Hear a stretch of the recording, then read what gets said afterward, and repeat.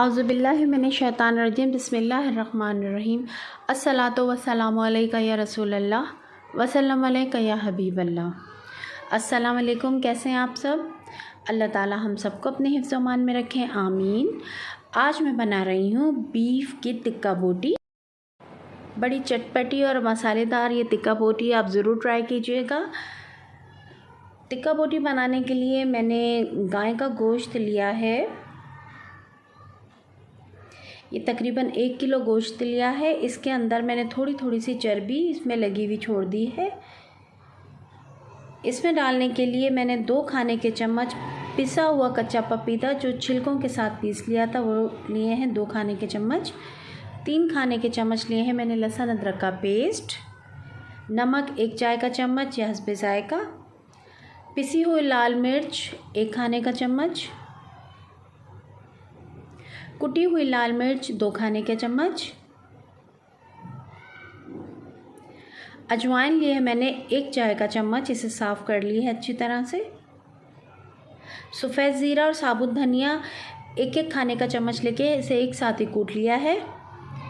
गरम मसाला 1 चाय का चम्मच, पिसा हुआ गरम मसाला है। और मैंने सिरका लिया तकरीबन 5 खाने के चम्मच। ये गोश्त को अच्छी तरह से धो के इसका पानी निकाल लिया है। और ये मैंने चिकना गोश्त लिया है। अगर आप इसे बारबेक्यू करें तो उसके लिए चिकनाई ज़रूरी है। वैसे मैं इसको पैन में बनाऊंगी। इसमें सबसे पहले हम डाल देते हैं ये कच्चा पपीते का पेस्ट 2 खाने के चम्मच। कच्चा पपीता ज़्यादा नहीं डालना, 2 खाने के चम्मच लेवल डाल लें। और 3 खाने के चम्मच डाल दिया लहसुन अदरक का पेस्ट।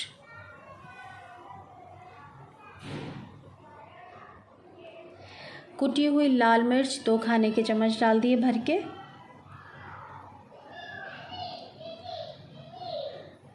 पिसी हुई लाल मिर्च भी डाल दी 1 खाने का चम्मच। अब इसके अंदर हम डाल देते हैं कुटा हुआ धनिया और सफ़ेद ज़ीरा 2 खाने के चम्मच। अजवाइन भी डाल दी।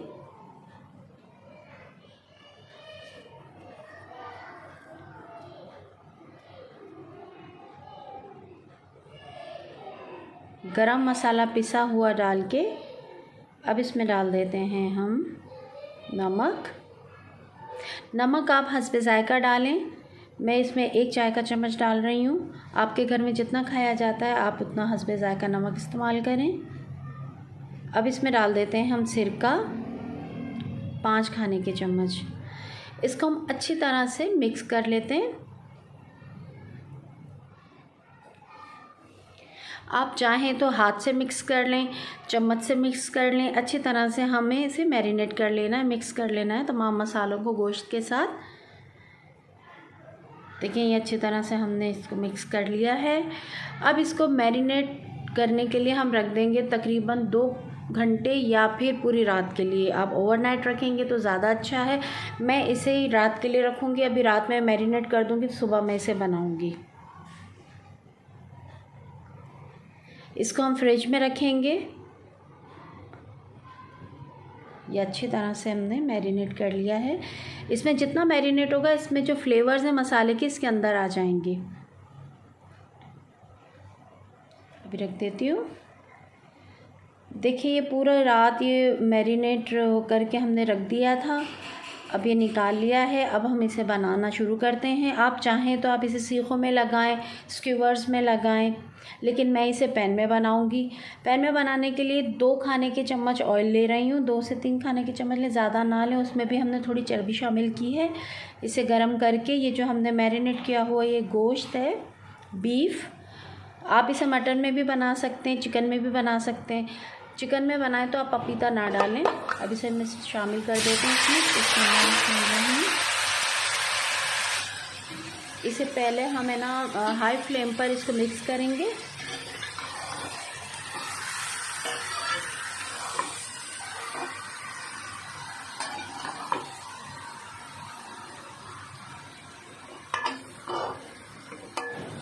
इससे मैं इसको ढककर रख देती हूँ। फिर 5 मिनट बाद हम इसे खोल के देखेंगे, इसके अंदर पानी निकलना शुरू हो जाएगा। तो सही है, देखें पानी निकलने लगा है गोश्त का। ये जो पानी होगा इसी में ये गोश्त गल जाएगा अच्छी तरह से। हमने ज़्यादा इसमें कच्चा पपीता नहीं लगाया, ज़्यादा लगाने से गोश्त बिल्कुल आटा आटा हो जाता है, जो खाने में अच्छा नहीं लगता। ठीक है, और इसको अभी मैं ढक देती हूँ। तकरीबन आधे घंटे बाद या पहले 20 मिनट बाद हम इसे चेक करेंगे कि क्या कंडीशन। देखें 20 मिनट बाद ये इसमें अच्छा खासा पानी निकल आया है गोश्त का। तो अब हम इसे पकने के लिए छोड़ देंगे, गल भी जाएगा और पानी भी इसका ड्राई हो जाएगा। देखेंगे बस इसका पानी खुश्क होगा और तैयार है। देखिए पानी खुश्क हो रहा है, बिल्कुल हमें इसे ड्राई कर लेना है। अगर आप इसे बारबेक्यू करेंगे, सीखों में लगा के कोयलों पे सेकेंगे, तो ये जो इसका मसाला इतना नज़र नहीं आएगा। अभी हम इसे ड्राई कर लेंगे। ये पूरी बोटियों में इसका मसाला कोट हो जाएगा। बिल्कुल इसे हम ड्राई कर लेते हैं, खुश्क कर लेते हैं। देखें बिल्कुल हमने इसको खुश्क कर लिया है, ड्राई हो गया है। अब ये तैयार है मसालेदार टिक्का बोटी। अब इसे हम डिश आउट करते हैं। देखें हमने डिश आउट कर लिया है। ये बहुत मज़ेदार हैं और बिल्कुल पकी हुई हैं, गली हुई हैं और खाने में बहुत मज़ेदार है। इसमें मैंने लेमन जूस इसलिए नहीं डाला कि कुछ लोगों को ज़्यादा खट्टा पसंद नहीं है, तो आप अपने आगे लेमन जूस डालें और इसे एंजॉय करें। रोटी के साथ चाहे खाएं, या पराठे के साथ एंजॉय करें, या नान के साथ खाएं, या वैसे ही खाएं, बहुत मज़ेदार है। आप ज़रूर ट्राई कीजिएगा इसे। और अगर आपको ये टिक्का बोटी की रेसिपी पसंद आई है तो आप मेरे चैनल को सब्सक्राइब करें, मेरी रेसिपीज़ को लाइक करें और बेल आइकॉन को ज़रूर प्रेस करें ताकि मेरी अगली रेसिपी आपको मिल सके। अल्लाह हाफ़िज़।